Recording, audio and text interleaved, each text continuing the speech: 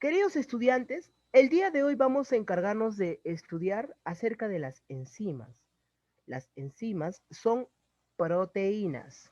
Tienen un papel en la catálisis de una sustancia, de un alimento.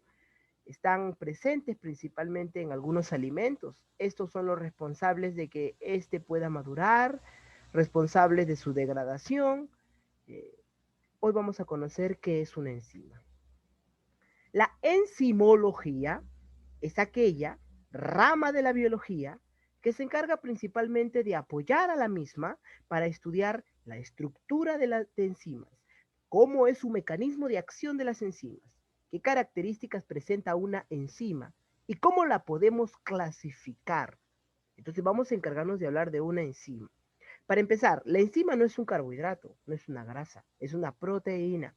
Una proteína que tiene una función catalizadora o en biología biocatalizadora, porque va directamente a atacar al ser vivo. ¿Ok? Entonces, son proteínas biocatalizadoras que van a encargarse de acelerar las reacciones químicas que están presentes dentro de nuestro organismo. Entonces, si alguna vez te preguntan qué es una enzima es una proteína biocatalizadora que acelera las reacciones químicas que está presente dentro de nuestro cuerpo, dentro de nuestro organismo. ¿Ok? Ahora, las funciones que están presentes dentro de las enzimas son las siguientes. Primero, disminuye la energía de activación, es decir, hace menos la energía necesaria para que estos reactantes puedan formar productos. ¿Ya? Otro de los puntos, disminuye el tiempo de reacción. ¿Por qué? Porque poco a poco minimiza el tiempo de decatálisis para que una enzima se una con el sustrato.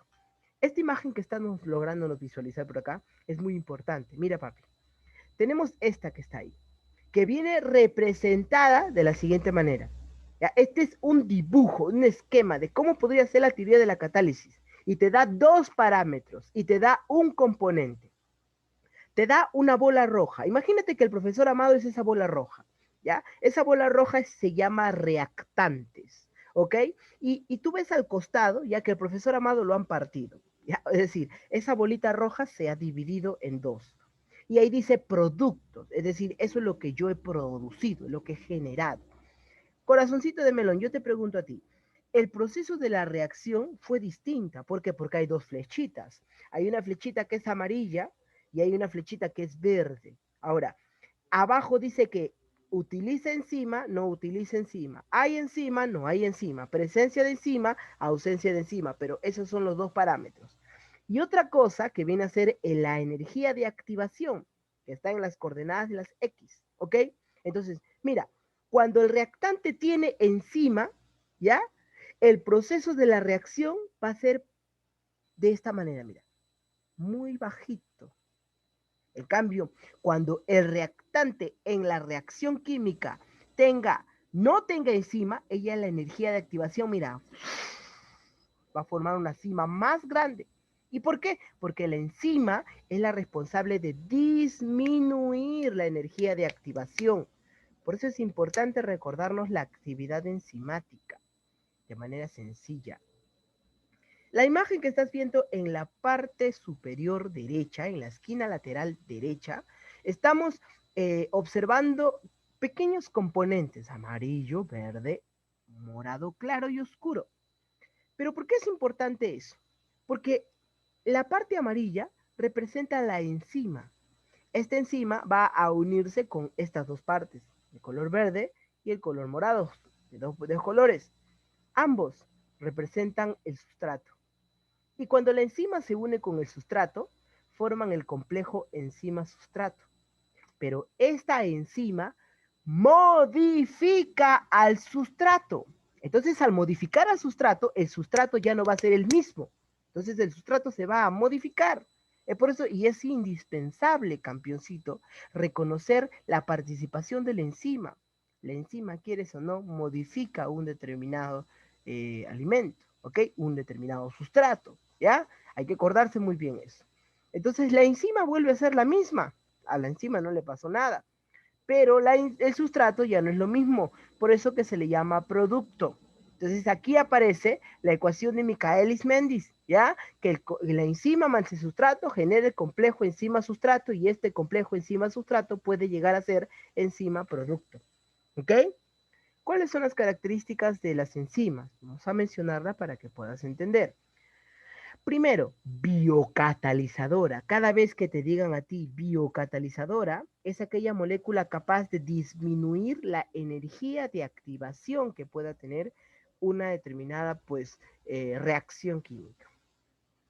Especificidad. Toda enzima actúa ante un determinado sustrato. Es específica para cada reacción química. ¿Ok?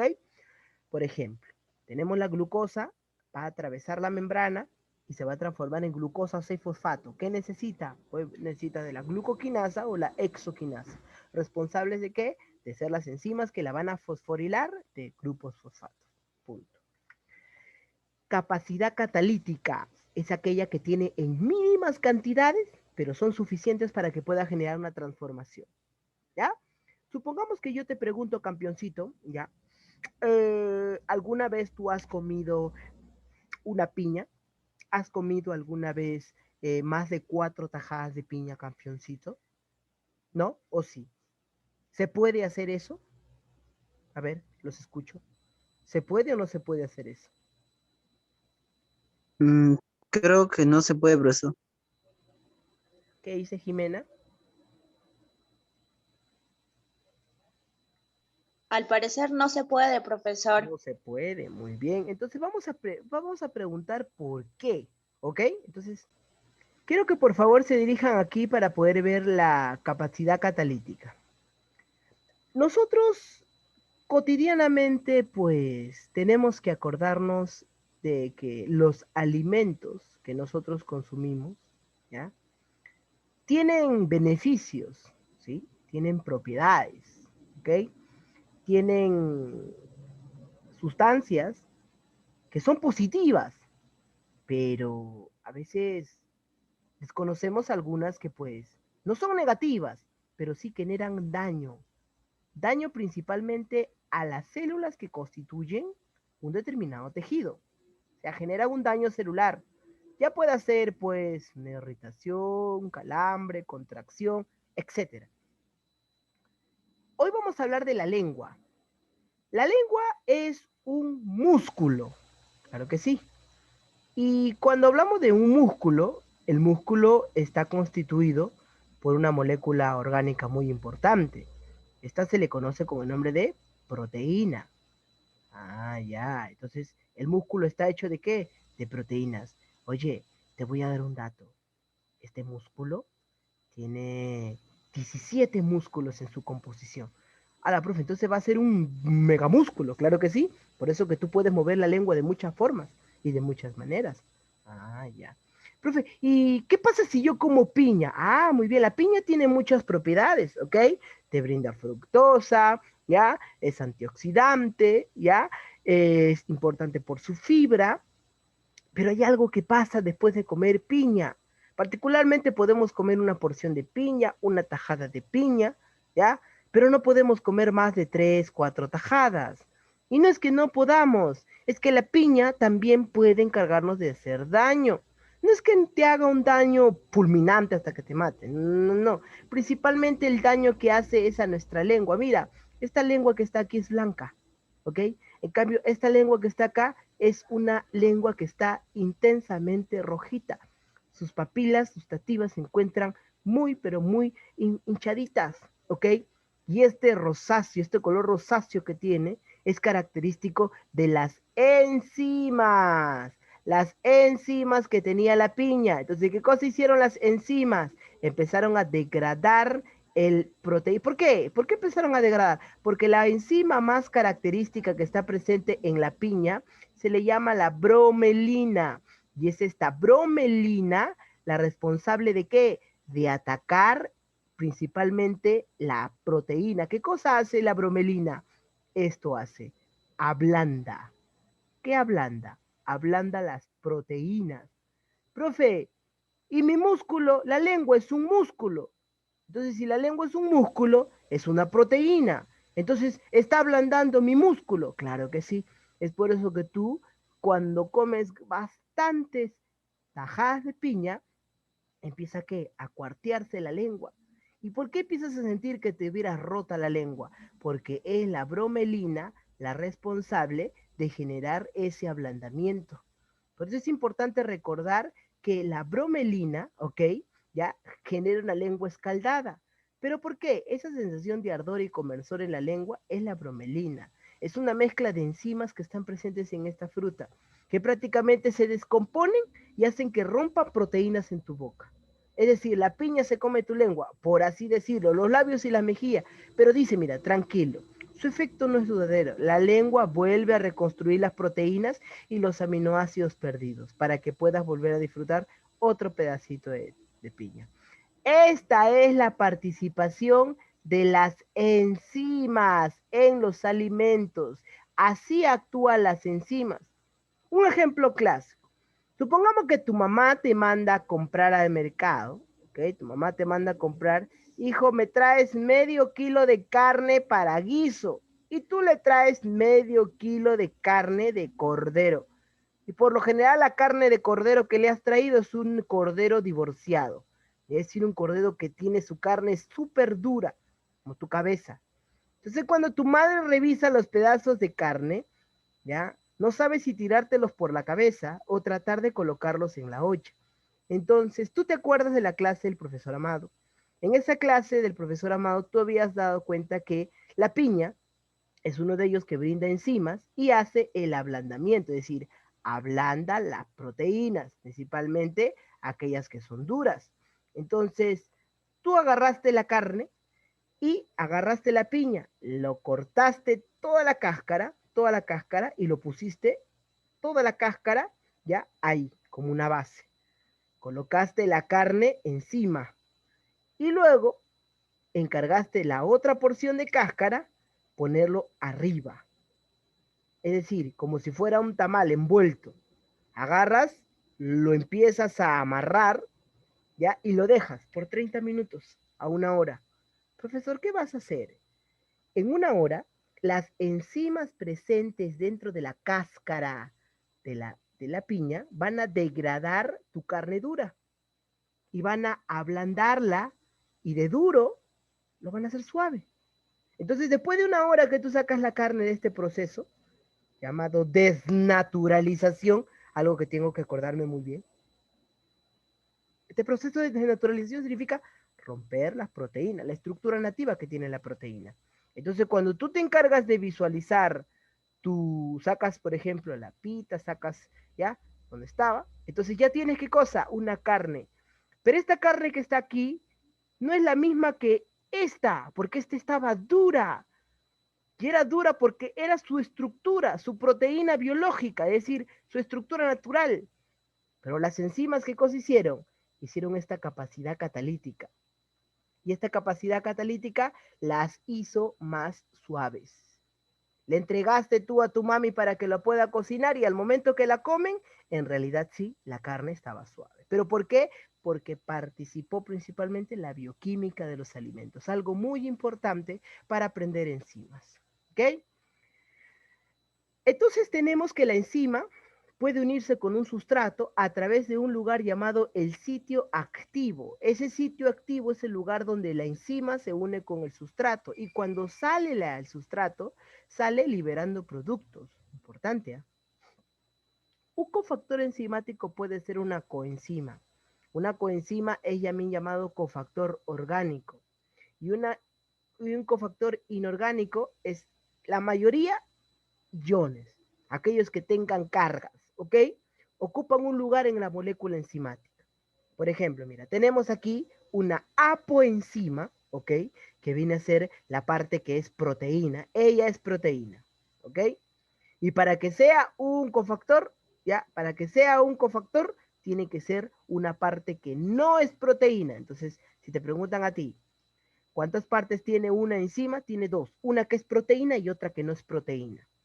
Una que es proteína, que es la apoenzima, siempre la apoenzima va a ser la proteína, y otra que viene a ser el cofactor o la coenzima, que no es proteína.